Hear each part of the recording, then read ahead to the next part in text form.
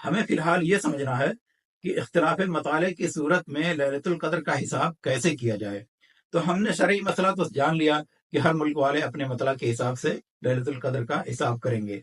अब बाकी रह जाता है मंतकी और अक़ली तरीके से इस हकीकत को समझना, क्योंकि हमारे इस दौर में लोग अक़ली और साइंसी दलाइल के पीछे ज़्यादा भागते हैं। तो इस हकीकत को समझने के लिए हमें 2 बातों को समझना होगा। पहली बात यह कि हम इंसान 3 डायमेंशन में रहते हैं, इसलिए जो चीज़ें हम अपने डायमेंशन में देखते या महसूस करते हैं, वही चीज़ें हमारी अक्ल में आती हैं।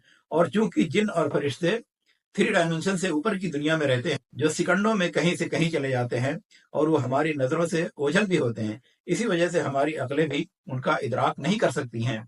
और इसी बिना पर कुछ लोग जिन और फरिश्तों का इनकार भी करते हैं।